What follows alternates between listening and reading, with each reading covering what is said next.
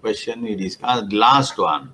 This thing, I couldn't discuss this. Derive the demand curve of a consumer for given good with the use of an inverse curve map. Specify the assumptions if there are any. So, first three parts we discussed. Remember, last week we discussed the first three parts.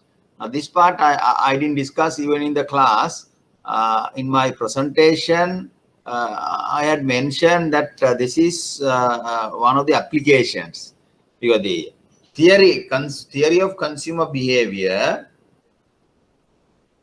says that consumer in a free enterprise economic system always wants to maximize his utility, his or her utility, subject to budget constraint. That is called model about the consumer behavior. Model, description, explanation.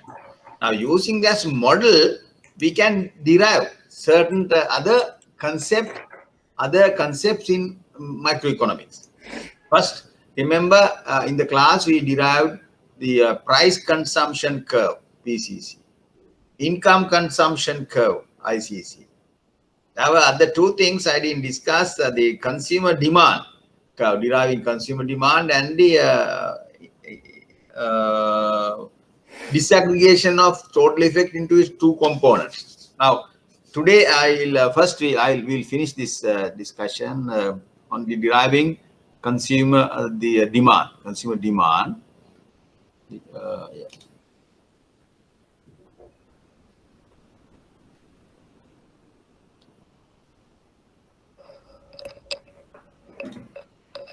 Right. Derive the demand curve of a consumer for a given good. Right? Okay. Excuse me.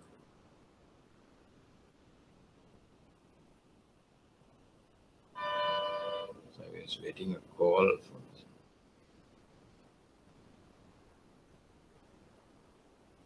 Anyway, yes. Right. Oh, okay. Can you see the board? Yes. Right. Now, this thing, of course, demand curve is downward sloping curve. Can you see the board? Hello? Yes, sir. Yeah, right. Okay.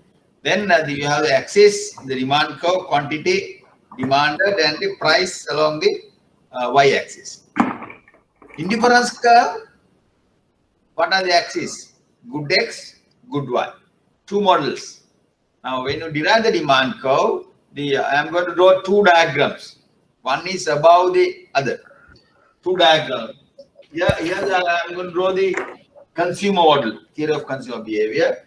Below that, we will derive the demand curve. Right? First, I'll draw this one.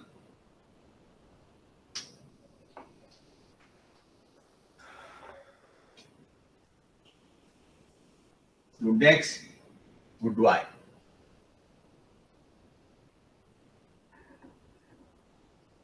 This is price of good X, then the quantity of good X.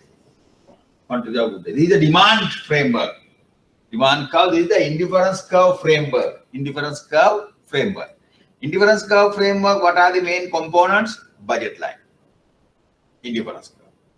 Budget line, indifference curve. So the first we will draw this indifference curve. First equilibrium point, budget line, then the indifference curve. Indifference curve is here, let's say. Indifference curve. So at equilibrium, indifference curve and the budget line tangent. That is this indicates the utility maximizing combination of X and Y. Utility maximizing combination of X and Y. What is utility maximizing combination of X? Is this X, X1, Y1 is here, Y1 is there. This is Y1, right? Then the first step, price of X is what? P X plus P Y equals I. That is the formula of the budget constant. Pxx plus Py equals I. Then Price of X at this point is Px.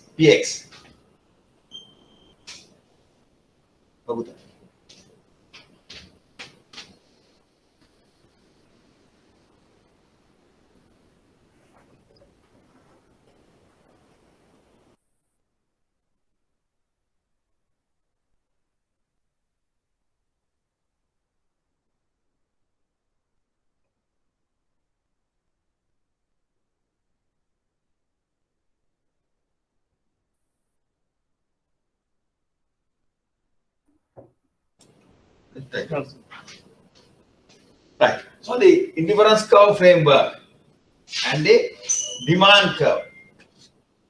At the indifference curve, what will happen? At this point, tangency point, budget line and the indifference curve just touch.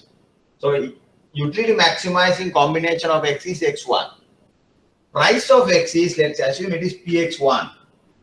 Px1, Py1, let's say Px1 and Py1. Price is Px1. So you project this quantity into x-axis, quantity of X.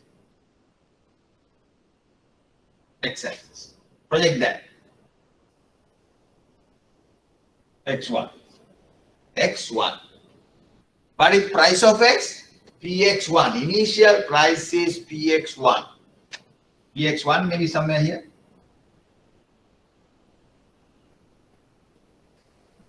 Px1.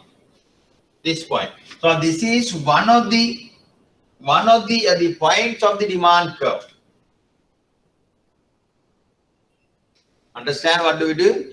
First, we go to the indifference curve, budget line framework, get the tangency point, utility maximizing point. At that point, consumer consumes X1 unit of good X, utility maximizing amount of units of good X, X1. Price of X1 at this on this budget line is, we assume Px1. Then this is one of the point. X1 comes here, Px1. Then we do some manipulations. We assume keeping all other factors constant. What are the factors? Income constant, the consumers, the price of Y is constant, Px decreases. Px decreases. Px1 decreases. In that case, what let's have a Px2. Px2 X plus Py1 same. Income same. Income same. Py and income same. Py same. Income same. Px1 decreases to Px2. Then budget line here we use Px2x, not Px1x, Px2. Px2 is less than Px1. Px2 may be here. Now, what will happen to the budget line? Now we know income constant, Py constant, budget line pivot, rotates. Budget line rotates around this point, budget line rotates around this point. Maybe new budget line will be here. New budget line. Along this budget line, Px, price of X is Px2. Along this budget line, price of X is Px1, Px2. Px plus. Now what will happen? Consumer can attain higher indifference curve. And now his feasible set expand. Affordable set earlier this. Now it is expand. Now he can attain to higher indifference curve. High indifference curve may be here. High indifference curve. U1, U2. New equilibrium point is here. At the new equilibrium point, consumer can consume more of good X. More of good X. Let's say X2.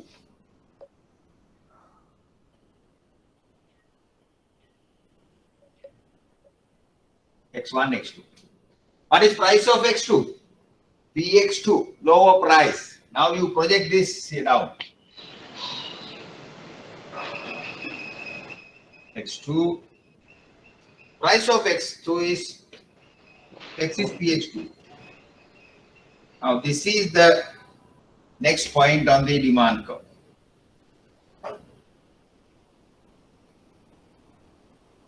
We have drawn the demand curve. Demand, because this is a demand for good X. Demand for good X, dx. Demand for good X. Downward sloping demand curve. Understand how to derive indifference curve? Demand framework. Indifference curve framework, demand framework. Initial point, initial equilibrium point, x1, px1. Then we assume price of x falls, decreases. Then consumer can attain to a high indifference curve, high indifference curve, high indifference curve. High indifference curve, let's say this is A. Let's assume this point is corresponding here A dash, B dash. Now what will happen? Consumer can consume more of X, X2. As a result, now the of drop in prices, PX, price decreases. X is cheaper now. Therefore, PX2 is less than PX1. This is the demand curve. This is the answer to this fourth part of this question. Deriving the demand curve. What are the assumptions? They ask assumption. What are the assumptions? Income constant. Income constant. Constant income. Price of Y, other factors. Other factors is only two goods now. We assume PY constant. Income constant, PY constant. These are the assumptions. There's a negative relationship between price and quantity demanded of a good when other factors are held constant. What are the other factors? Income, PY constant. Correct? Income and PY constant. Then not only that, we assume the same indifference curve, same utility function, same indifference curve is assumed. Therefore, we think consumers' taste, utility also constant. Taste is also constant.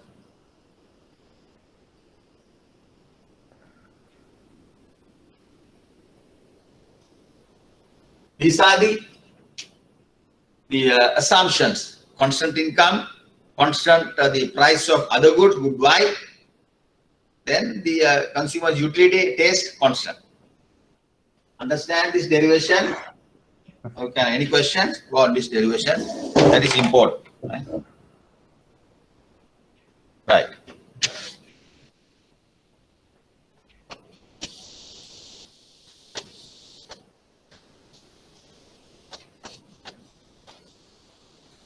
On the last section, because I just want to discuss that also.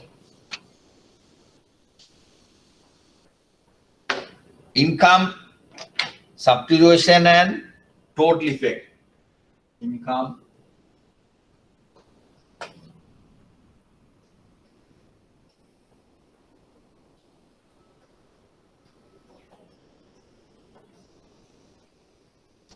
I'll explain that. Now, let's say two goods. Theory of consumer. This is the fourth application. In the class I didn't discuss. I discussed what is ICC, what is PCC. Now I discuss the deriving the demand curve. Fourth part, disaggregation of total effect into its component. Income and substitution effect. I didn't discuss. Now let's discuss that. Now when there are two goods, when price of X decreases, and other factors are held constant. When other factors are held constant, price of Y constant, income constant, consumer utility constant, what will happen? Quantity demand of X increases. Law of demand. When price of X changes, price of one good decreases, quantity demanded of that good increases. When other factors are held constant. Law of demand. Now the question is, that's a small question. Why do people increase quantity demanded of a good or service when price of that good or service decreases? Why? What is the reason? They are very interesting reason. Can we explain using the behavior of the consumer? So when price decreases, consumer increases demand. Then obviously we can ask the question, why? Why do people increase? Why do people increase the demand when its price decreases? You can say it is low of demand. No, we are asking why there is low of demand. Why there is low of demand? Why do people increase? We all increase demand when price of X decreases, right? When price of this face mask decreases, now is around 60 rupees. Now there are 40 rupees. N95 is there. Yesterday I saw 10 pack 400 rupees. So it is the 15 rupees also. When this face mask price decreases, people may want to buy more. Sometimes you buy the one pack at a cheap price. People increase the demand. Why? What is the reason? This is a two good economy. We assume there are only two goods, X and Y. You try to explain this behavior of the consumer. Right. When price of X decreases, two things happen. Price of X decreases, PY constant. Two good economy, na? Two good.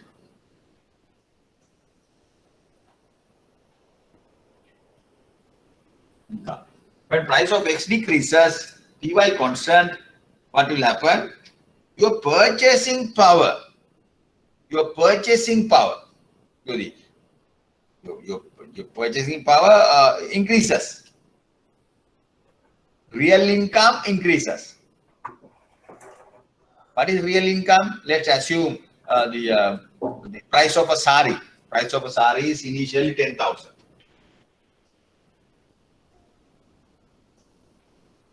Price of a sari.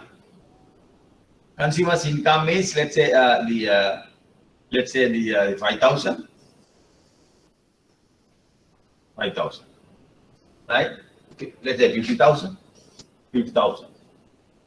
If this consumer spent entire his income only to buy saris, his nominal income 10,000, income is 50,000. He spent all his income 50,000 to buy only saris. How many saris can be purchased? 50,000 divided by 10,000. 50,000 divided by 10,000, he can buy 5 saris. He or she can buy 5 saris, right? Very expensive saris. 10,000 means saris, maybe saris there are much expensive saris, 100,000, 200,000, 150,000. Sometimes our brides, the families, the whole family go to India and they buy saris, wedding saris, Dharmapuram, the Kanjipuram. So the India is very famous for the saris, no, handwoven things, very expensive, very expensive. Let's assume average 10,000. This is not office sari, office wearing sari. 10,000 is also quite expensive sari. Right, 80,000, 90,000, 100,000 saris are there. Now, if she spent all the 50,000 to buy saris, now let's assume sari price decreases, PX decreases from 10,000 to 5,000.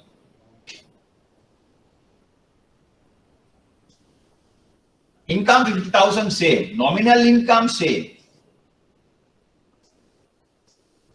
Nominal income same, you are getting 50,000 monthly, right? But sari price decreases, PX decreases, other prices constant, right?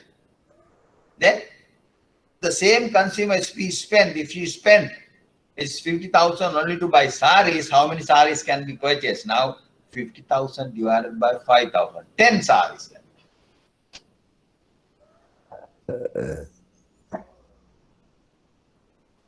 Now we say that when price of a good decrease, simple example, very simple example just to understand, when price of a good decreases, keeping other prices constant, income constant, quantity consumption, quantity demanded, quantity the consumer's quantity consumption would increase because his real income increases. 5 saris to 10,000. Quantities increase when price decreases, right? That is 5 to 10. That is called real income increases. Then similarly, when price of X decreases, consumer's real income increases.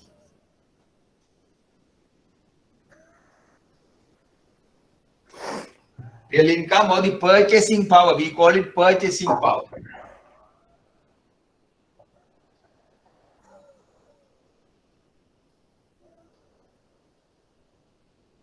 purchasing power increases. Same thing happens. Cost of living decreases when price level decreases. Cost of living decreases. People can afford more. When coconut price increases, the what will happen from 90 rupees, 100 rupees, 110 rupees, 120 rupees. Sometimes people cut down the consumption. Sometimes they use not one full the coconut, half of them. Cut down because the things are expensive. Then pricing increases. Price decreases, increase the consumption. Right? Okay. Purchasing power. Now, because of the purchasing power, increasing purchasing power, real income. Real income increases. Therefore, first, people increase the consumption. Increase the consumption of goods. Increase the consumption of goods. Increasing real income. That is one effect. Total effect is this. When price decreases, increase the consumption. One component of that is the real income effect. When price decreases, people are better off. They can afford more. Its real income increases. Purchasing power increases. Then they can buy more of that good.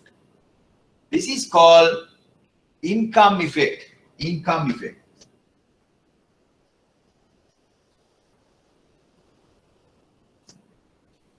What is income effect? Change in consumption due to the change in real income only. Change in consumption due to the change in real income only. That is called income effect of the price change. Price of goods decreases. People increase the consumption of goods. Why is that? First component is the real income. You are richer than earlier. The purchasing power increases, you can afford more. Income effect. Number two, we call substitution effect. What is substitution effect?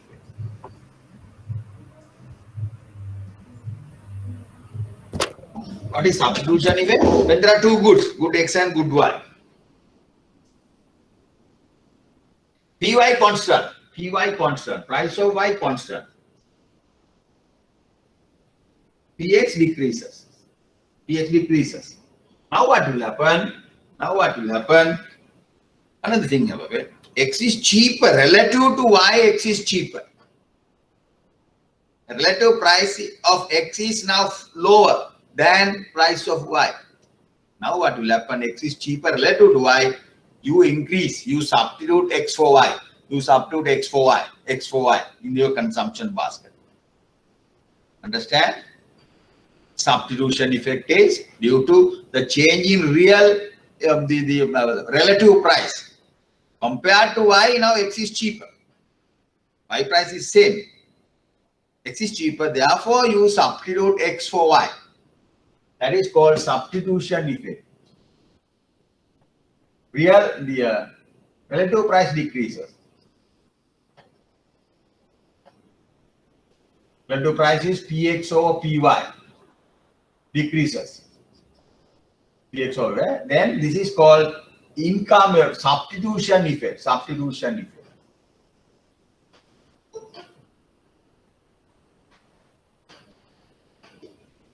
So the total effect is this. This is the total effect. Understand? Now we have answered the question. Why do people increase quantity of a good or service when its price decreases? Because of the two changes. Increase in real income effect.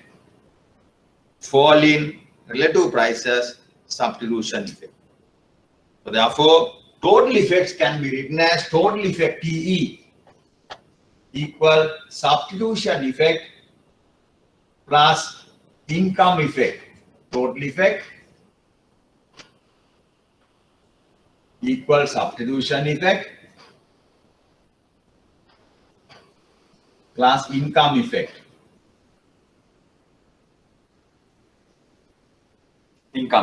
What is income effect? Change in consumption due to the change in real income alone. What is substitution effect? Change in consumption due to the change in relative price alone. Relative price is Px or Py. X is cheaper when price of X decreases. X will be cheaper relative to Y. I will explain first. Let's say initial price is Py is 10. Px is 5. What is Px or Py? Px or Py is 5 over 10, 0.5. 0.5. Let's assume Px decreases to 2. Py constant. Py constant. Py constant. Px decreases to 2. Correct? Now, what will happen? Px or Py 2 over 10. That is 0.2. 0.2, 0.5. Initial real price was 0.5. New real price is 0.2. Relative price. I'm sorry. Relative price is 0.2. Decrease. 0.5 to 0.2. In words, what does that mean? Relative to Y, X is cheaper. 0.5 to 0.2. Relative price decreases 0.5 to 0.2. Therefore, the rational consumer always try to substitute X for Y. X is cheaper relative to Y. That is the substitution effect. Now we have answered the question. Why do people increase? Why do people increase consumption quantity demanded when its price decreases? Because of the two effects. One is income effect. Second one, next is the substitution way. What is income effect? When price decreases, you are richer than earlier, your real income increases, then you can afford more of that good. Income effect. What is substitution effect? When price of X decreases, relative to Y, X is now cheaper. X is cheaper, again you want to buy more of X. Substitution. Substitute X for Y in your consumption basket. Right? Okay.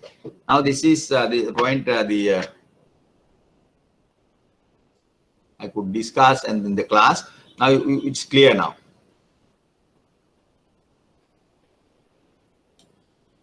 Right.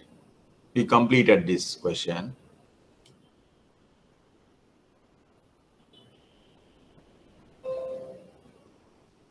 Anyway, time to time we will discuss this question is if you can try. This is of course micro question. First, we'll discuss first the theory. After that, the ISILM here. Okay. Now we will go to the other lesson. Today's lesson is macro.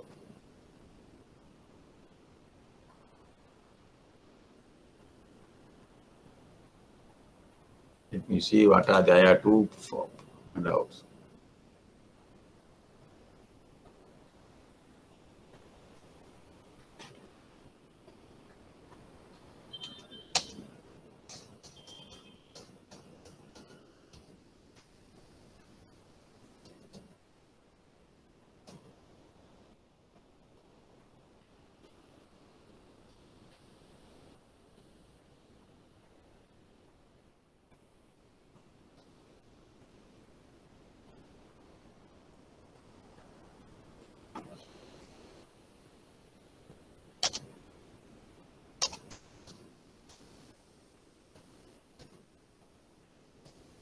We'll discuss later.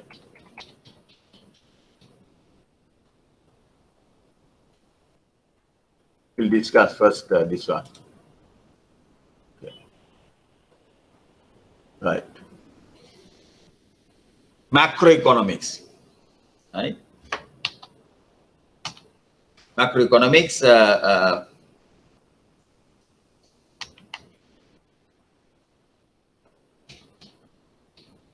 Right. Economics, you almost finish.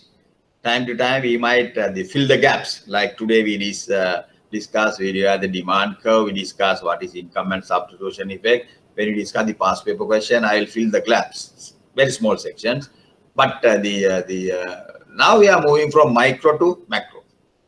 In microeconomics, we see the economy through a microscope.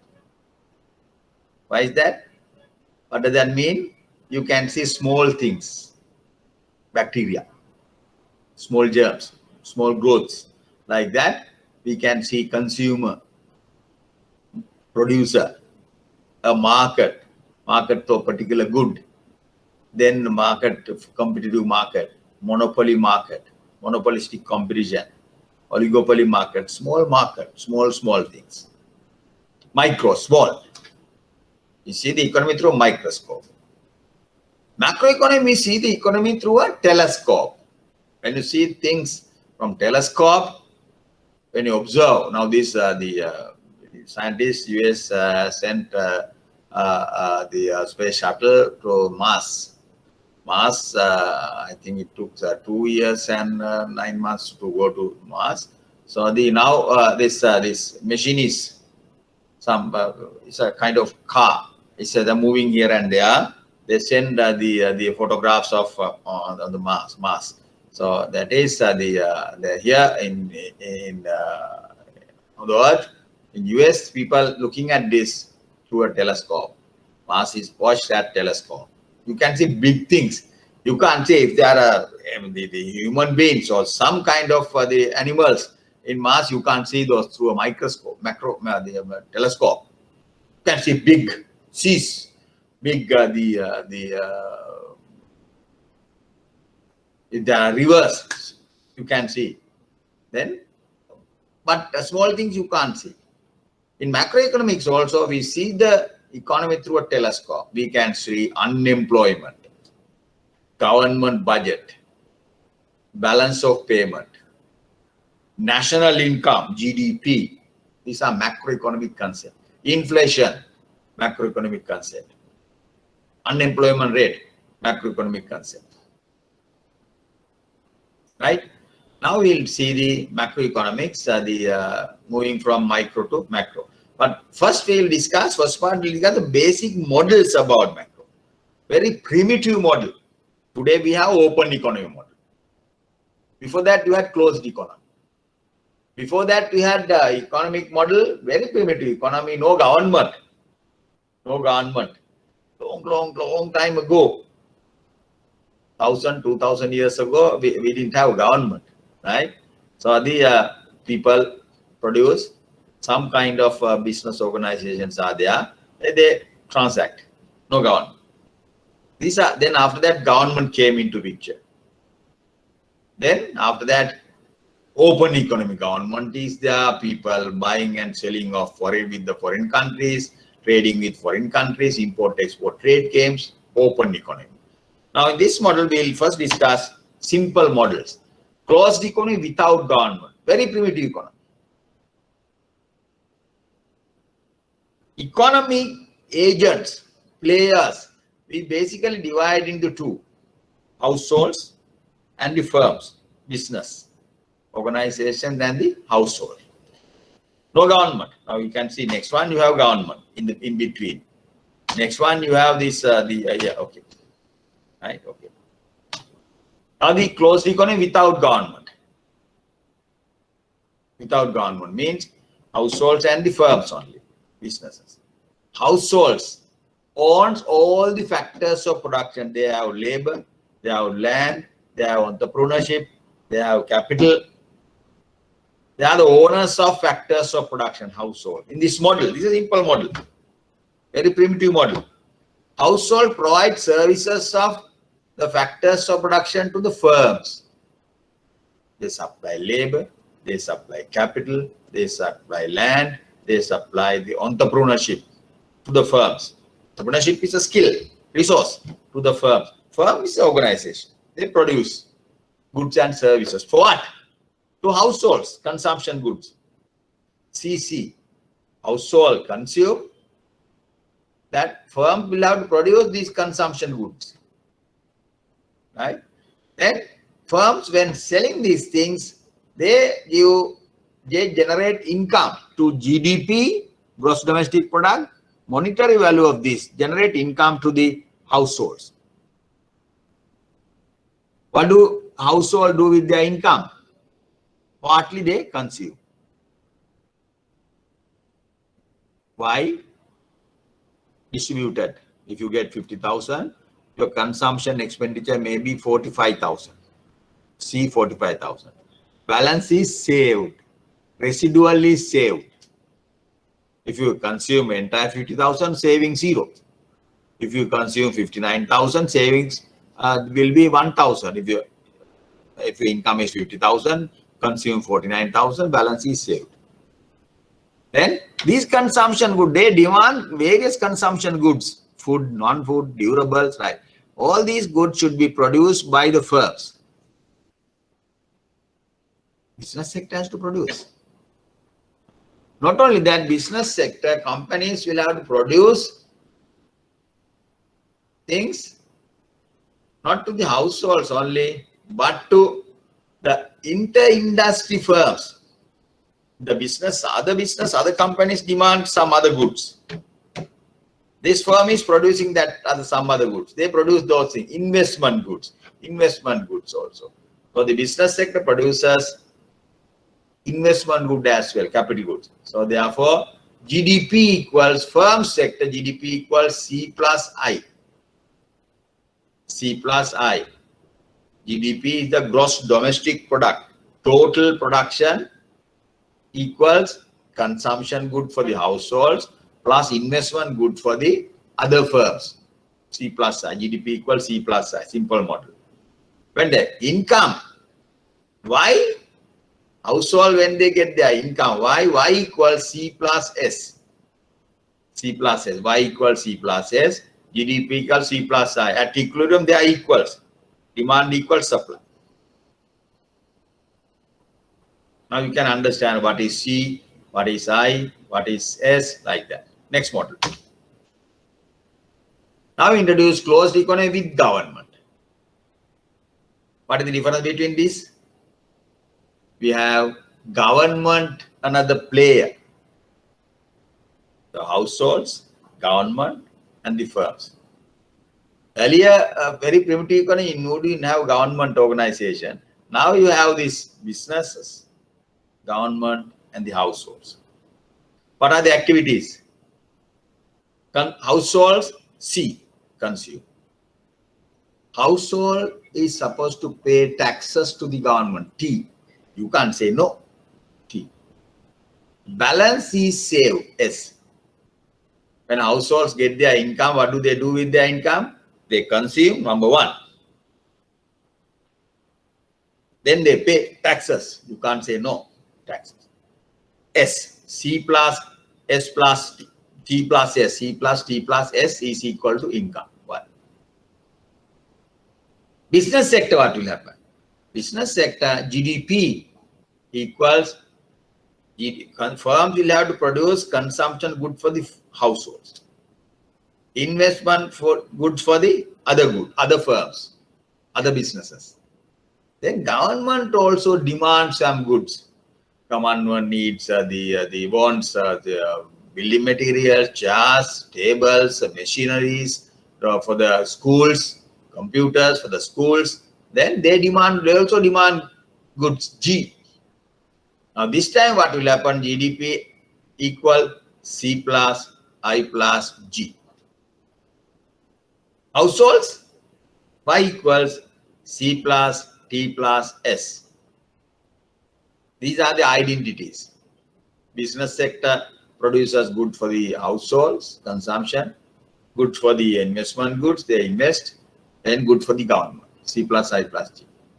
Income, when they get their income, they consume, pay taxes, balance residually save. Right. Open economy. Now earlier we had closed economy. What is closed economy? No interactions with no import-export trade, no trading with the rest of the world.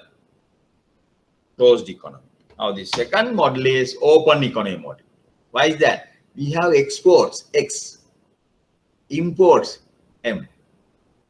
Another activity coming. This time we call not the GDP, GNP, gross national product. Similar to this earlier model, the NP generate income to the household. Household, what do their income? They consume, C. Pay taxes. They consume domestically produced goods. Demand, C. Pay taxes. M is households demand imported goods, imported shoes, imported shirts, imported cameras, imported the telephones, right? Smartphones, right? Televisions, air conditioners. Households demand all these things. Now, these times income equals C plus, T plus, M plus, balance is saved, S. Household side. Firms, GNP equals C plus, I plus, G plus, X. X is a new item. Because now this time firms produces exports goods, exports also, exported goods also. That is GNP equals C plus, I plus, G plus X. At equilibrium it is balanced, right? Now I will discuss. This is the full model, real economy. We have household sector, government sector, business sector, firm sector, and the foreign sector, four sector economy. Households, government, firms, foreign, rest of the world. Markets, we have goods market, financial market, labor market. Within the financial market, you have commercial banks, finance companies, stock brokers, brokering companies, leasing companies, insurance companies, different small markets are there. Industries are there, overall financial market. Goods market also, you have food item, food market, market for foods, market for the services, market for durables, goods market. Labor market also, pool of labor for the IT industry, labor for the labor demand and supply for the garment industry, then the food production, labor market. Right? This is the full blown, the open economy model. Then what will happen? You have market forces, demand for labor, supply of labor. Then what will happen? Firms demand labor, individuals, households supply labor. When they supply labor, what will happen? End of the month, they get wage, factor income. Number one. Then what will happen? From that, households save. Their savings goes to the commercial banks, financial market, SH. Not only that, households pay taxes to the government, TH, household taxes. Not only that, government, they give something to the household, transfers, samurdhi payment, pension payment, then the midday meal, free midday meal. All this money goes to the household sector, TRH. Now you can understand that side. Okay. SH, TH, taxes, TR, transfers, Sankram, TR, transfers, wage, labor supply. Firms, what do? They demand labor. Firms demand labor. Firms pay taxes, TC, corporate taxes, TC. Household taxes, TH, corporate taxes, TC. Then sometimes the government gives some transfers to the firms also, corporations. Sometimes government transfer to the firms, TRC. Firms also save, SC. Firms save, SC in the financial market. Firms buy treasury bills, treasury bonds, then debentures, then the fixed deposits, like that. Households buy treasury bills, treasury bonds, fixed deposits, time deposits, current account, like that. Government also save in the financial market. You can see. Foreign sector, what will happen? Foreign sector, that is another institutional sector. Government is an institution, household sector, firm sector, foreign sector. Four sector model. Foreign sector, what will happen? Import, export, trade. Foreign sector, rest of the world. The goods market, the imports coming to the goods market, goods and services. Exports are from the foreign sector, exports and imports, right? Exports and imports, right? Goods market, send tea, rubber, coconut production, send abroad to the foreign sector. Foreign companies, foreign countries send vehicles, computers, fertilizer, then sugar. They send that to the goods market. Foreign savings also, the SF. Understand? This is the circulation in macroeconomics. Right? Full-blown model, right? Okay. Before, give me 5 minutes. Please go through this chapter. I have a telephone call to the doctor.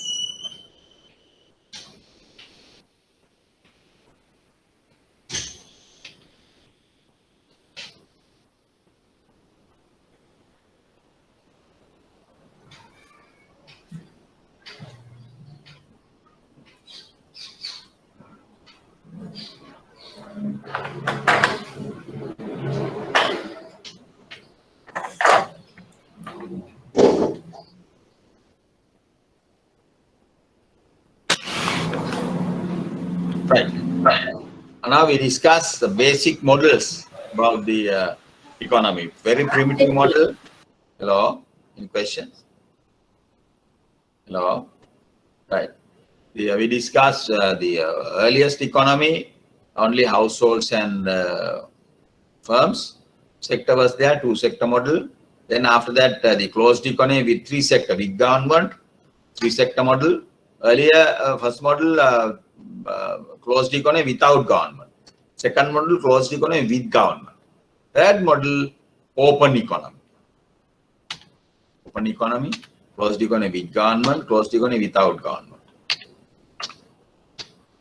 Then this is a full-blown, full model, 4 sectors, 3 markets, then the different the market forces, different transactions, economic activities, right? Okay. Now, key macroeconomic accounts. Now to explain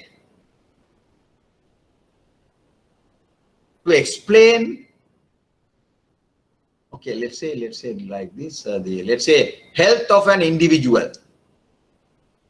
How to assess health of an individual body? There are various indicators: blood pressure, sugar level, full blood count, then the fasting blood sugar, right?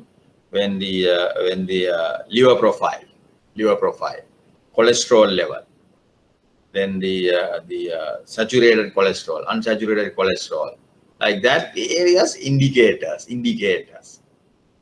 measures. Using all these indicators, you assess the health of the body. I'm sure most of you are not still taking these reports, right?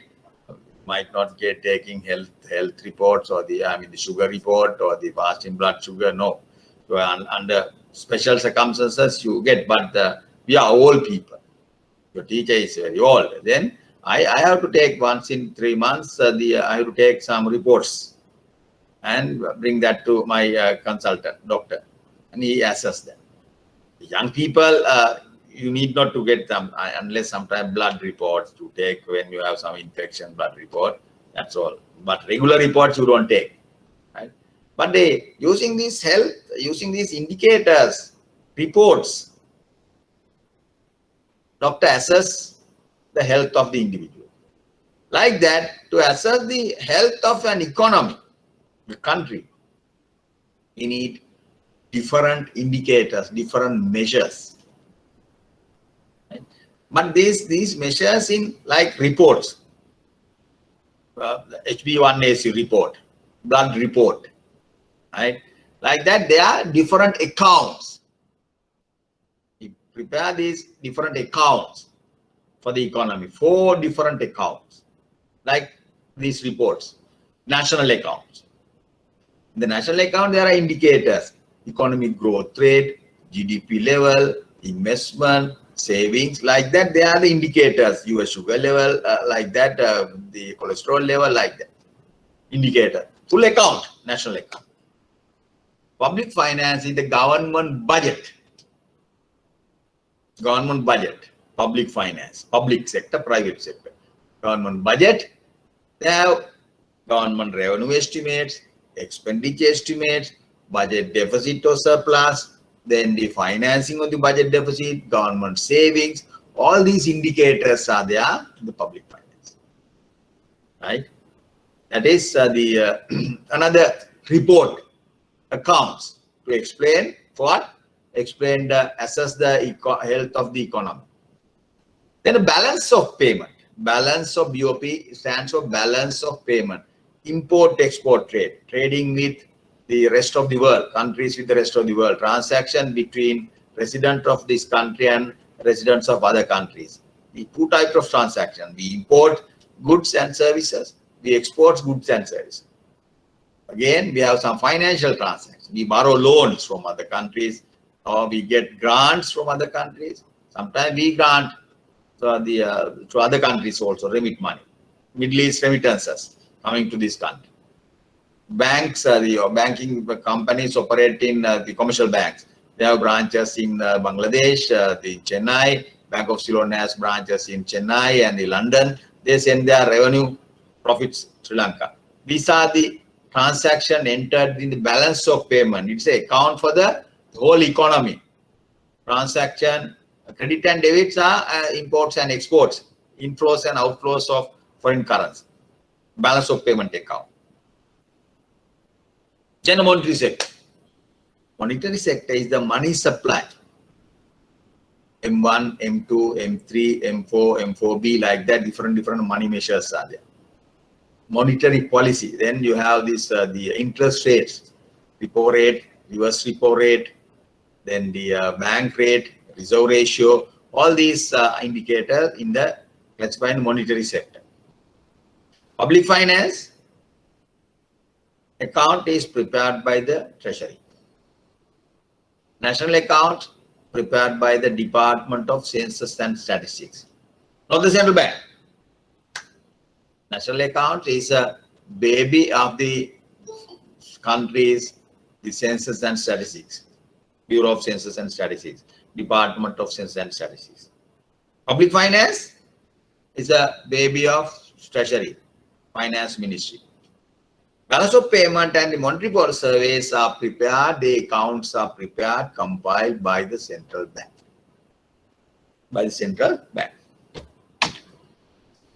Now the definition. National accounts compile the key economic aggregates, helps to study the economic performance of a country. It's a report account as of the performance of the economy, health of the economy. The government budget is a financial plan showing an estimate of government receipts, revenue, expenditure, and the manner in which surplus is disposed. If there is a surplus, what are you going to do with the surplus? If there is a deficit on budget, how are you going to finance the deficit for the coming year? That is MOF, Minister of Finance, is doing that, compiling that budget. Balance of payment is a record of transactions between residents of a country and other countries. Importation of goods and services, exports of goods and services, getting loans, then getting remittances, assets, sales of assets. For example, the previous government, the lease out Hambantota, the harbor to China, 99 years. You get money, $2.3 billion we get. That transaction is entered in the balance of payment account. Balance of payment account. Now, these days, we are buying the AstraZeneca from India. This COVID, the vaccination. So, $5 billion, I think it is the $5.51,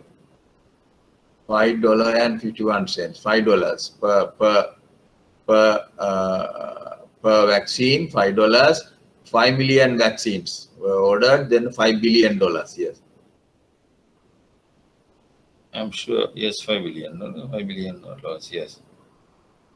Government approved. You have to pay to the India, AstraZeneca. This producing company, you have to pay. That transaction is entered in our balance of payment account, right? Balance of payment account, right? BOP account. So that is account for the entire transaction.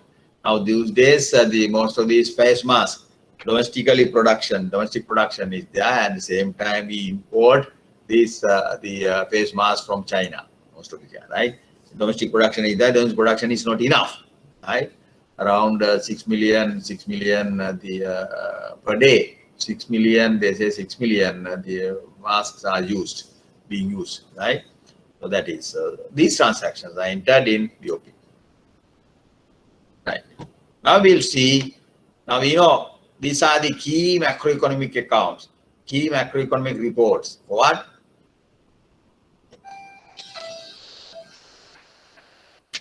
Hello. Oh, good morning.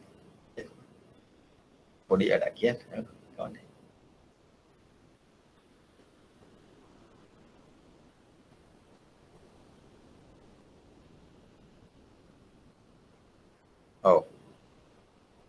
Oh, print out again, print out again. Mama dang me in class. I know they cut it.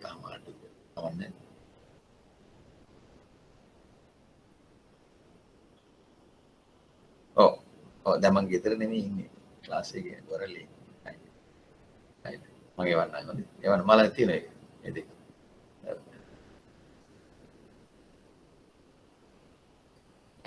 Right. Right. But deficit, yes. Now the national accounts. In the national accounts, we have the GDP, per capita GDP, then growth rate, economic growth rate. Economic growth rate is negative in most of the countries last year, 2020. Economic growth rate was negative. Economies were shrinking. Economic activities were decreasing, right? So why is that? Because of COVID. All the planes were grounded. No tourist earnings, no tourist movements, right? No financial transaction, very less, right? People, goods and services not moving. So we have, for in Sri Lanka, we put some restrictions on importation of vehicles, luxury vehicles, right? Like vehicles, right? Imports. There are so many restrictions. Government banned importation because of the draining of the foreign exchange outside. So the going out, stop that. You impose some import restriction, right? Like that. Growth rate negative. GDP negative. Most of the countries, right? Okay. Even US minus 3.5 or no, minus 3.5 first quarter growth rate they are projected. Yes. US. The US is the giant. When US economy is shrinking, what will happen? They demand lots of goods and services from other economies. From Sri Lanka, our garments going to majority of around 40%, the garments going to US. So the decreases. Sometimes they divide tea, rubber, our primary products demands goes down. When the US economy, when the developed country is shrinking, demand for our exports going down, decreases. That is the problem, right? That is the one of the spillover effects of COVID. All the economies were shrinking. Exports from other countries decrease. It is a series. But these people, the developed countries, can survive still because they have the huge foreign reserves, trillions of foreign reserves. Our reserves is about, it was about 7 to 8 billion. Now it has come down to around 4 to 5 billion dollars. So reserves indicates your worthiness, financial worthiness, your the richness, wealthiness, right? So when reserves are going down, but they have China, US, they have a huge resource base. Then they, in the case of even people don't work, people are unemployed, you are getting money every month. You are getting check to about $1,400 in US. New president approved this trillion dollar the rescue package. Right? In Sri Lanka, we are poor. We are really a poor country, one of the developing country, poor country. We don't have money to distribute to the people, but there majority of Americans are getting a check, monthly check, right? The other countries, they are getting Germany, Australia. You can talk to some of your friends in Australia. They are getting some monthly income from the Australian government. Recently, I think they are going to stop it, but they were getting that. Right.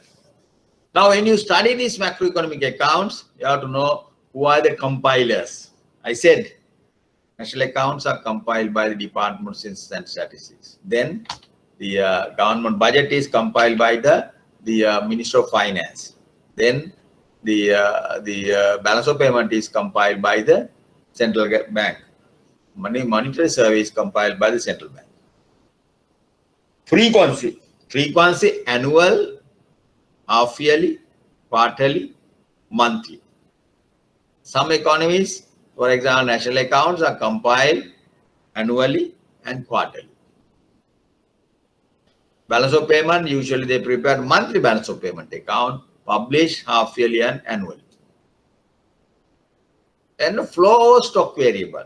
There are two types of variables. Flow variable, stock variable. Unemployment is a stock variable. Unemployment stock variable. Stock of unemployed people in this country. Wealth is a stock variable. Wealth is a stock variable. At a point in time, what is the total? It's a pool of stocks. So pool of wealth is there. Your wealth is a stock variable. If you take a household, your house, your car, the land, the computer, jewelry, these are the components. They compile your wealth. Wealth could be, you may have bought this from 2000 or 2001. Before that, your house is built in 2000. Is that? So point in time, you can calculate your wealth. But flow variables is annual addition to your wealth, stock. Annual addition, incoming. Income is a flow variable. Your wealth is a stock variable. Income is a flow variable. Monthly or annually coming month. But the stock is there. Good example is household wealth and household income. Household wealth is a stock. Household income is a flow. National wealth is the capital stock is a stock variable. National income is a flow variable. Flow variable, like that. Right? National income, flow variable. For using the national income, we calculate various different investment, capital stocks. They are the stock variable. Key measures under each account, I think I have mentioned some of these accounts: growth rate, per capita GDP, investment, savings in the government, revenue, expenditure, budget deficit. These are the measures. Balance of payment, import, exports, then the balance of payment, deficit or surplus. These are the reserves, the stock of reserves, then the money supply, monetary supply, money interest rates, different accounts, M1, M2, M3, M4B, money supply. These are the key measures. Values of each measures, I think I have given the values at the end of this lesson, right? Okay. Now this is the introduction to the macroeconomics accounts, right? Now we have to discuss. In this lesson, I am going to start national account. Next lesson, we'll have government budget. After that, balance of payment discussion, monetary survey discussion. How do you discuss? First, we discuss the structure of this account. After that, we discuss key measures, importance of all these accounts, growth rate, per capita GDP. Then we discuss compilation of these various measures. Compilation also you have to know to some extent. Then the interpretation also. Reasons for these different trends. Growth rate is falling, decreasing. Why is that? Negative. Why is that? What is the reason? So we discuss for the structure and that. National income accounting calculation. These are the indicators. Economic growth, per capita income, GDP deflator, I will explain that. Savings, GDP ratio, these are ratios, investment GDP ratio, then the incremental, the capital output ratio, ICOR. Then the budget deficit as a ratio, we calculate. Purpose of calculating GDP, we need calculate GDP to calculate other ratios. Budget deficit. Budget deficit as a percentage of GDP. Current account in the balance of payment as a percentage of GDP. BOP as a percentage of GDP. Public debt as a percentage of GDP. Public debt is a stock variable. So if we calculate these indicators, so one of the uses of GDP is calculate the other ratio also. Budget deficit as a percentage of GDP. Balance of payment as a percentage of GDP. Public debt as a percentage of GDP. Like that. Now these things, I think a pictorial presentation. Now in this lesson, today's lesson, I will first few slides are about the pictorial presentation of the national income, some trends of our GDP. Per capita GDP, per person GDP. Now these numbers going to up to 2013, I couldn't update this, 2013 to 2014, but you can easily update, right? Sorry. Now you can see per capita income, per person income, GDP, annual GDP, gross domestic value of GDP, monetary value divided by the population, mid-year population. And again, this is in dollars. You divide that by exchange rate also and get the dollar value. Now in Sri Lanka's per capita GDP these days, 2020, around $4,000. 4,000. US, $44,000. US, right? $34,000. Like that. Ours is in developing country, no? It's very low. 4,000 is a very low value. In developed countries, $40,000, $45,000, $39,000 per person. How do you calculate? Total GDP divided by mid-year population.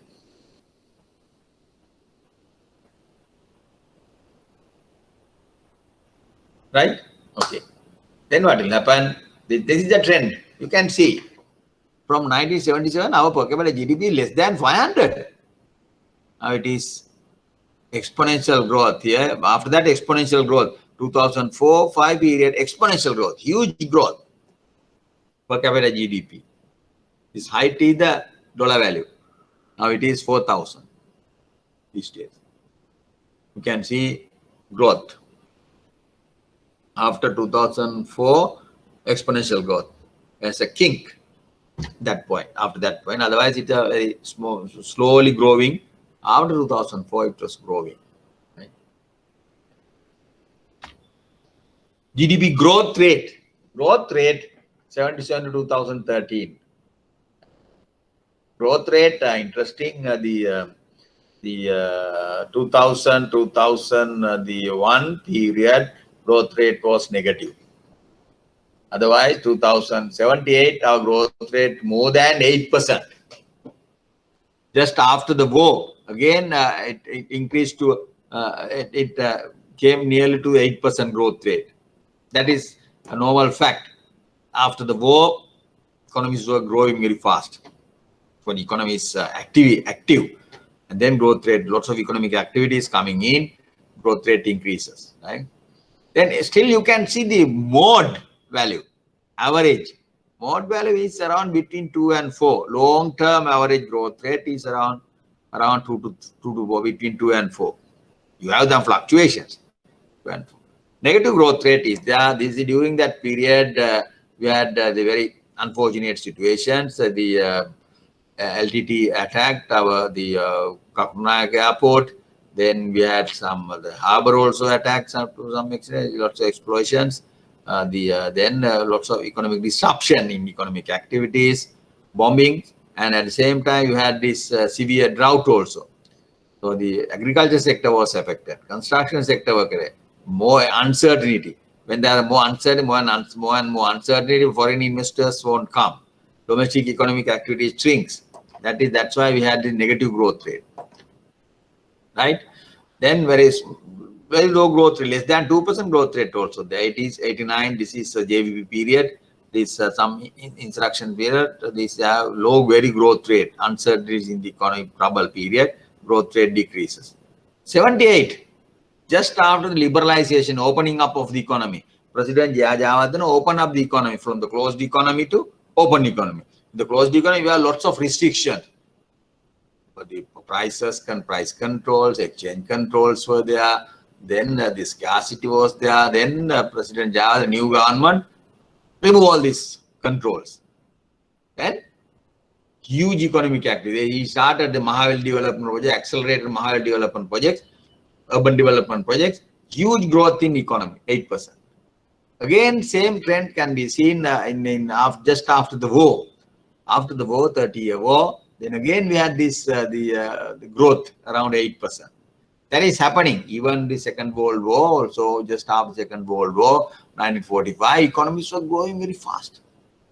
Growth rate, they are reporting huge growth rate. Right? Now, this is also interesting long-term trends in our GDP growth rate. You can observe.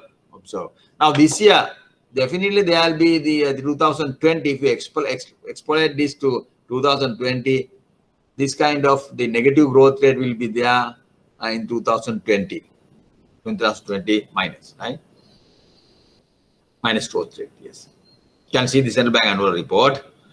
They will report negative growth rate. They have to. It is there. Economy was shrinking.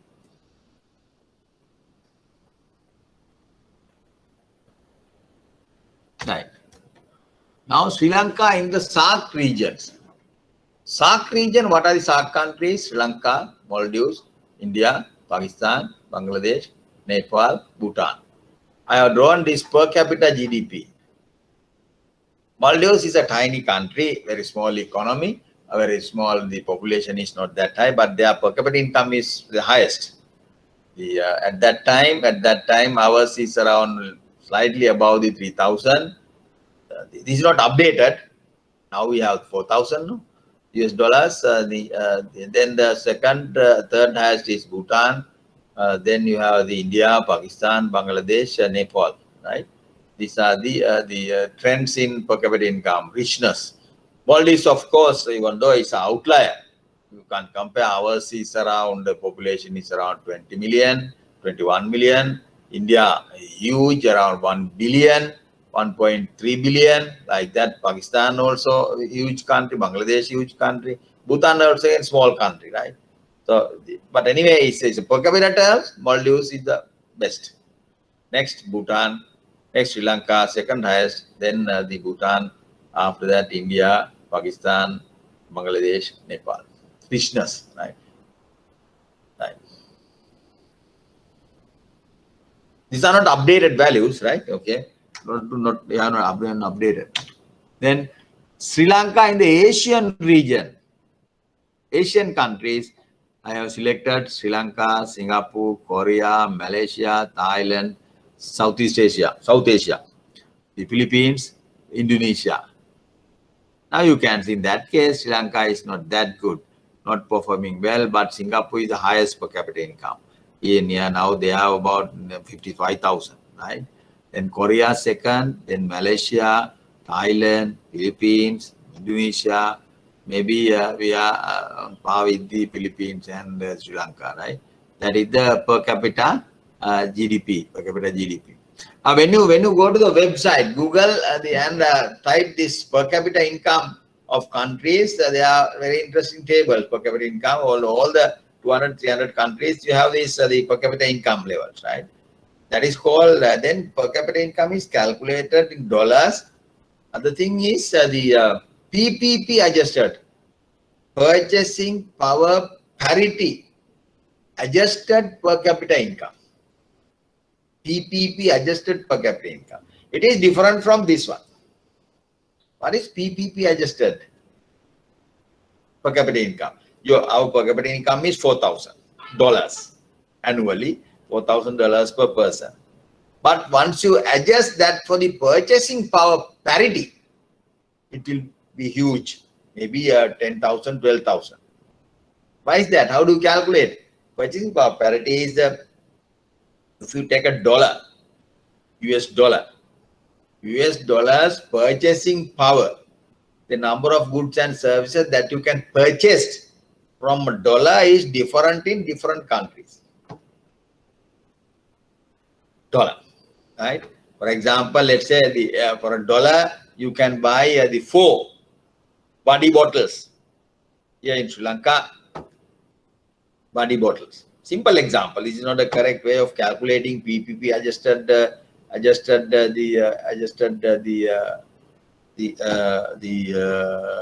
capita income. Let's assume for dollar, nearly 200. No, you can buy. Let's say you can buy the 400 body bottles. Four body bottles.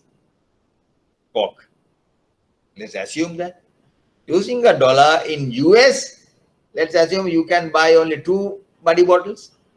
Same quality, two bottles, whereas in Sri Lanka, for purchasing power for dollar is different in different countries. Then you adjust your per capita income to reflect that purchasing power parity. For example, then purchasing power for dollar in US, in Sri Lanka is twice the of the US compared to if you take only to the Coca-Cola body bottles, but take all the goods and services, again it's different.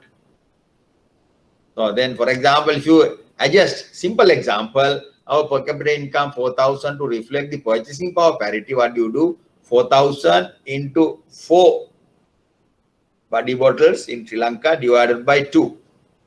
4 divided by 2 is 2. 2 into 4,000 is 8,000. PPP adjusted per capita income, ours PPP adjusted per capita income is 8,000. Only with respect to one good. Generally, economists, the PPP adjusted calculation is you take basket of goods and get adjust. Now that is called the Big Mac price. Big Mac, using a Big Mac, McDonald's Big Mac, how many Big Macs can be purchased in 2 countries, then accordingly you adjust this PPP adjusted one. So ours is definitely PPP adjusted PPP, purchasing power parity, GDP will be definitely higher than this 4,000, because if you bring a dollar from US dollar in Sri Lanka, purchasing power is different, right? That is the thing. If you have a dollar, a cap, maybe cap is 200, 100 rupees, you can buy 2 caps here, 2 caps. But in US, to buy a cap, same quality, at least you need $5. Right? So that's the difference. Purchasing power is different.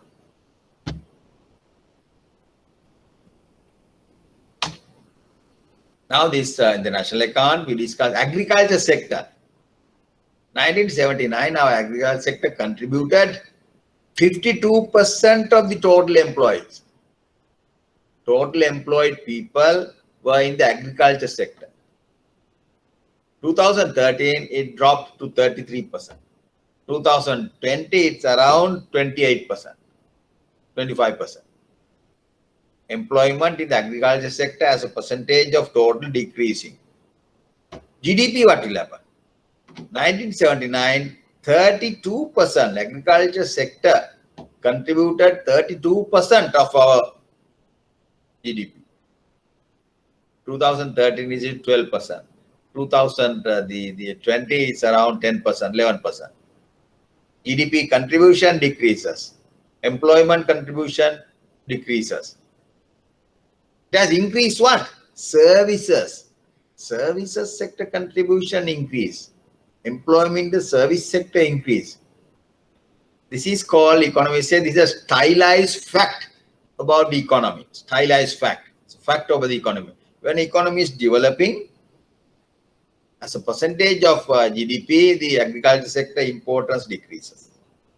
Employment share decreases. Absolute level, it is increases as a percentage decreases.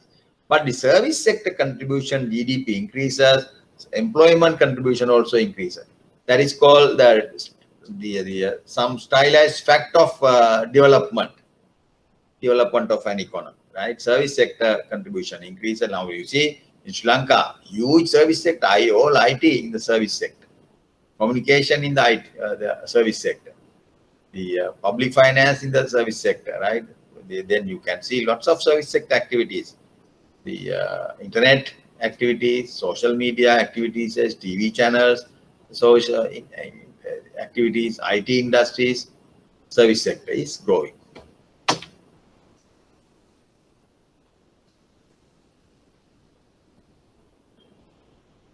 Right. Then a simple example to understand the calculation of national income. I will take.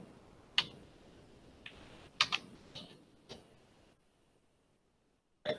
How do you calculate? How do you estimate the national income? Estimation is it's a huge job, very difficult job. Why is that? You have to calculate, you have to get an idea about, collect information about all the economic activities, new economic activities, legal economic activities, not illegal economic activities. Then estimation is it's a huge exercise. That's why Census and Statistics Department, we have a separate department to estimate country's GDP. National income in Thailand, Bureau of Census is there. US Bureau of Census is there, right? They estimate country's national income. Country's national income. Huge exercises. Now, when you estimate, think about the household first, not the economy. Think about your household. If you want to calculate GDP for your household, what are the approaches? Available approaches. What is GDP? GDP is in the annual monetary value of all the economic activities within your household, within the household. Value of all the economic activity. How do you estimate? How do you get a monetary rupee value? Annual. You take a country, it is the monetary value of goods and services produced in the economy in a given period of time, annual. Let's say usually the household, take household. How do you calculate what is the monetary value? How many rupees? How many thousand rupees? How many million rupees within the economy? How do you calculate? There are three ways to estimate. Number one, you calculate all the income received, annual receipts. Annual receipt. If it is a household, suppose let's assume there are 2 employees. Your brother is working, your wife is working, the father is working, mother is housewife, right? So their income. You can calculate monthly income, and then you can calculate annual income. Then you might have savings in the household, savings, or everybody has. Then saving interest income. You calculate that. Interest income also you have. Then sometimes you may be getting some the transfer payment from the government. Transfer payment, midday meal, the free textbooks, some of the payment, some households are getting, then that also get the monetary value. Sometimes the friends living abroad, relatives living abroad, send some the one-sided payment, the cash payment or the some monetary payment, non-monetary payment to the household. You get a monetary value. You have to have monetary value. Even they send you the smartphones, iPhones, then you get the monetary value of that. That is income to you. Sometimes the fathers, the working place, may be getting the free lunch.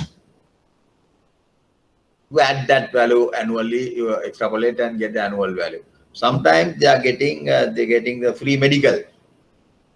Then the medical expenses you used and that household, right? They added like that. You can calculate. That is, we can say that is the measure of value addition, measure of economic activities, total value of economic activities in the economy, right? Or you can calculate expenditure. Expenditure, food expenditure, non-food expenditure, educational expenditure, medicine expenditure, entertainment expenditure, health expenditure, calculate. Paying water bills, electricity bills, expenditure. First method, you get all the income.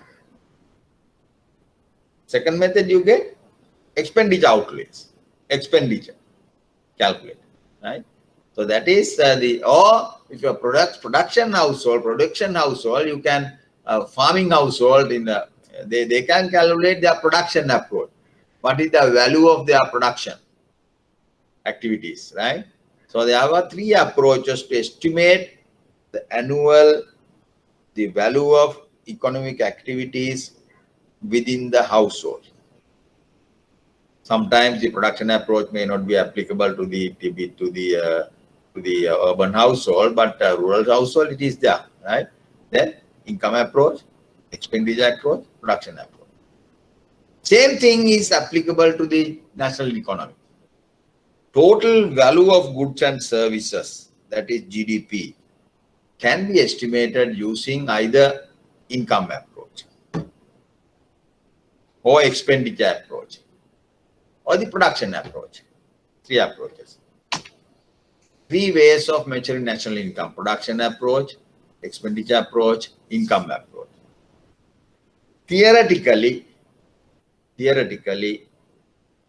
if you calculate GDP either using production approach, GDE, gross domestic expenditure using expenditure approach, or GDI, gross domestic income, all these values, if you 100% accurately calculate,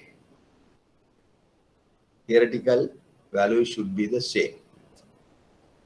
GDP equals GDE equals GDI. GDP equals GDE equals GDI, right? That is the theoretical. But practically this won't happen. Practically this won't happen. Expenditure estimate generally higher than the income approach. There's a discrepancy between expenditure and income in national income, right? There's a gap. Sometimes production and expenditure are different.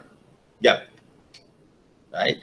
Why is that? Expenditure approach higher than the income approach.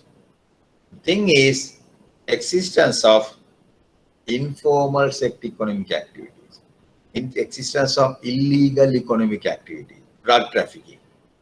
Drug trafficking is very difficult to get the monetary value of this, the income earned by drug trafficking, right? So it's extremely difficult. Therefore, but people get this money, they spend. They spend. Then what will happen? They don't show their as an income, but the expenditure is higher. That's a gap. GDE is higher than GDP.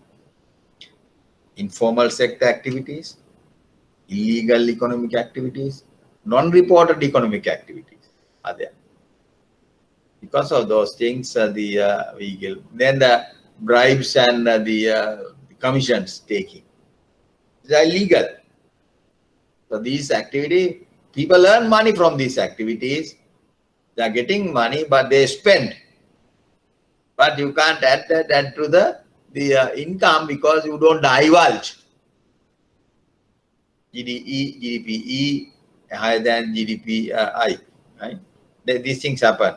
For example, in developed countries, these things, this discrepancy is very striking. The thing is, the most of developed countries getting Germany, Italy, European Union, these countries in the European Union, they are getting unemployment benefits monthly. If you are an unemployed person, you are getting some the fixed amount of dollars, euros from the government. Check. $600, $1,000, $1,500, like that. Different countries have different rates. You are getting income. Is recorded legal income. But the thing is, unemployed person, what do they do? What do they do? They get this income. They show only this income, and they go and the work for the informal sector activities. They earn not the illegal, informal activities, car washing, garages. They also, they are not supposed to hire, but some kind of implicit agreement with the employer, the owner, you earn some income, right? That is the illegal mean you don't report this income. So therefore, still those countries also have some underground economic activities. When you say underground economic activities, it is not illegal. Illegal also, plus it is legal, but you don't divulge those activities. That is that, right? So that income, officially you are getting only unemployment benefit. You are registered as unemployed person. You are getting unemployment benefit. In Sri Lanka, we don't have that kind of transfer schemes, but those countries, they have clearly, they have classification, data collection is very strong, systems are there, but still they earn money, income from illegal underground economic activities. Right? Okay. Theoretically, we should get the same answer, but practically it doesn't. Reasons we know that. Other thing is, another reason we said illegal economic activities, non-reported economic activities, informal economic activities. Other thing is, for example, now the if you grow, if you do yourself activities, you fix a bulb, fix a door, you paint a door, you paint your house, or you grow some food item, chilies, then some other small activities, the household activities, agricultural activities, right? They are home garden activities. So these income getting from implicitly either for consumption income, you finance, you don't, these values are not included in the household consumption. This kind of, that is do yourself activities. It's an economic activity. If you pay that for the carpenter or the mason, you have to pay something. You don't calculate these things. Sometimes some countries, they have some schemes to calculate monetary value of the do-yourself activities and add that to the national income. But most of the countries, now Sri Lanka, we don't have, but lots of activities we are doing, right? Okay. So informal sector, illegal activities, non-reported activities, then the underground economic activities. So these are the reasons for the discrepancy between GDP P and GDPE, GDPI and GDPE. You are getting income from the illegal or the underground activities. You spend those income, but you don't show that as an income in the household income, right? Like that. Economy also, you can have that when you aggregate that. Now, concepts in the national income, concepts.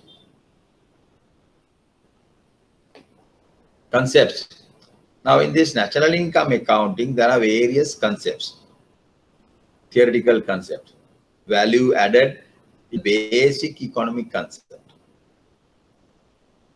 Now, for example, in this case, the GDP approach, sum of value added. is the GDP. Economy has lots of economic activities. Thousands, 10,000, millions of economic activities per year. You calculate value added from each activity. Tea, production of tea, the production of coconut, production of paddy, then the construction of buildings, construction of highways, then the other services activities.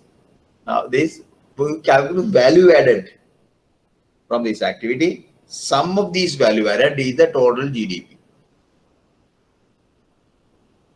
Expenditure approach, like household, you calculate all the expenditure, all economic sectors. Expenditure, food expenditure, non-food expenditure, medical expenses, entertainment expenditure, like that. Add all these, get the GDP. Economy also, you add all these things and get the GDP. Income, like the household, we get income, employment income, investment income, other income, right? Then the transfer of income, income in kind, all these are there. So the then treatment of this income in kind on the transfer, when there are some another concept, disposable income. Then, but income is employment. Then the finance, investment income, other income, the income in kind, like that. You can calculate transfer income, fact income.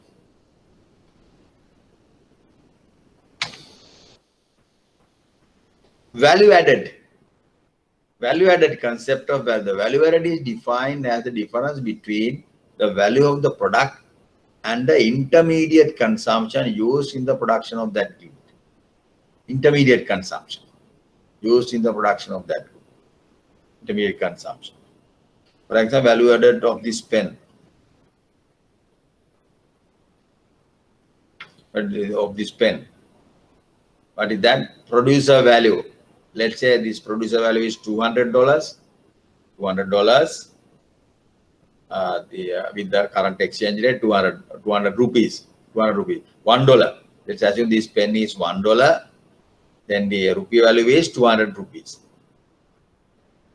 That is the, let's say this is a producer value. Producer value is 200 rupees. Then from that you deduct intermediate consumption, the production of intermediate consumption, value of this plastic material, value of this ink, value of this the polymer material, value of the ink, and then deduct those things. Deduct those things and get the value added, intermediate consumption. That is equal to the payment to factors of production. You added these material inputs from this producer value. The remaining component is the factor payment. How much you have paid for the workers, how much you have paid for the government, what is your profits as the remedial profits. They are equal to the, so value added is on the other side, the payments to factors of production. Land, labor, capital, entrepreneurship. Land, you get rent. Labor, you get wages. Then the capital, you get interest. Then you have the entrepreneurship profit. So value added, calculated, producer value minus material inputs. That is equal to payments of factors of production. You can understand this equation formula. Value of the output, 200 rupees, equal material inputs, let's say the 150 plus 50. So what is value added? 200 minus 150 is a value added. From the other side, it is equal to the 50 factor payment. 200 rupees minus 150 is 50. That is equal to payments to factors of production, salaries and wages, profits, depreciation, rent. Yeah. Payments to factors of production. Right? Value added is the, so economy, we divide economy into multi-sectors, huge economic activities. We have the sectors economy.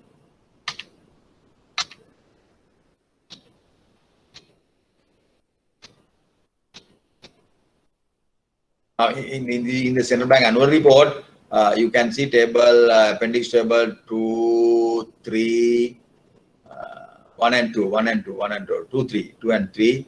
There are three key sectors: agriculture, forestry, and fishing. 16 subsectors. Industry 17 subsectors. Services 15 subsectors. Altogether 48 subsectors. Economic activities we classify into 48 sectors and calculate value added from each subsector. 48 subsectors. Sum of these value added is the GDP. Is the GDP.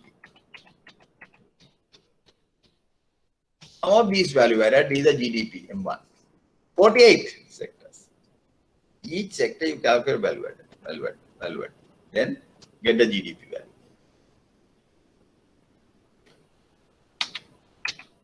Right.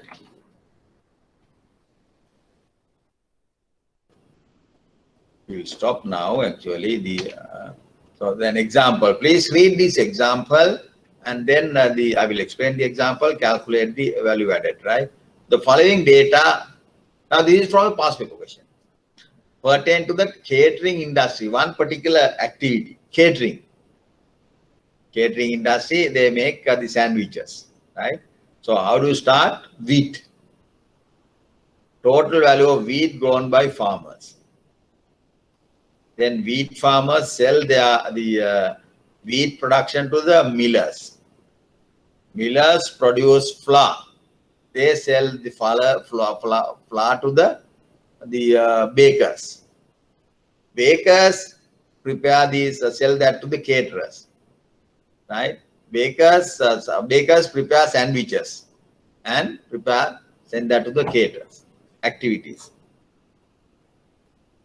Wheat growing of wheat, milling of wheat, then the baking of bread, then making of sandwiches.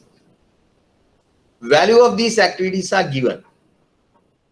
Total value of wheat grown by farmers 100. Total value of flour produced by 150. Total value of bread produced by bakers 175. The total value of sandwiches made by caterers 200. Now my question is, can we add all these things? If you add all these things, you get 625. Right? Is that the value added, total value added of this the catering industry? Is that calculation is correct or wrong? Right or wrong? If you add all these activities and say total value added of the catering industry is 625. It's correct? Right or wrong? Wrong. Wrong. Why is that? Tell me. Why is that? You are right. Yes. Why is that? When you take 100 and 150, if you add these two, what will happen? This market value 150 includes 100. So when you add 100 and 150, you double count. 175 include this value of 150 also. 200 includes 175. Always you double count. Double counting error. This called. Therefore, to remove this, to make some adjustment to this double counting error or triple counting error, we have this concept of value added. In that case, value added of the first activity, milling activity. What is the first activity? 150 is the producer value. Material inputs 100. Milling. You have some other material inputs also, but we assume 150 is the only input is 100. 150 minus 100 is the value added of milling. Bakers. Total value of producer value of output is 175. Flour they add 150. Level of value of 150. 175 minus 150 is the value added of bakers. There are some other activities, sugar, yeast, some oil there, but generally we assume that there is only economic, only input, 175 minus 150. 200 minus 175. Like that, you can have the value added to it. Now for a first activity, wheat grown, 100 is the value of this wheat. You have to deduct all the input. fertilizer, weedicide, insecticide, then the seed, weed to grow this, then you have to deduct those things. But we assume that no inputs, no such input. This is a very simplified the examples. No?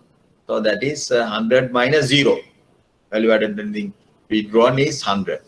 Like that, you can calculate this also, assuming that other inputs used in each activity is negligible or free. Please read this question fully and read the calculations. Calculation. I have given the calculation. Next week, we'll start from this point. Total value added is 200, not 625. Not 625. Total value addition is 200. Think about that. What is the reason value added? Think about after that we can continue that. Okay, we'll stop now. We'll stop now. Next week we'll start from this point, the value added, then other approaches, expenditure and the income approach, and some of the calculations. Please, if you have time, please bring or read Central Bank annual report of 2019 annual report has been published. Then you can read that is the latest Central Bank annual report. Either you can go to Google and Central Bank annual report. They have the different icon, and you can go to the Central Bank annual report.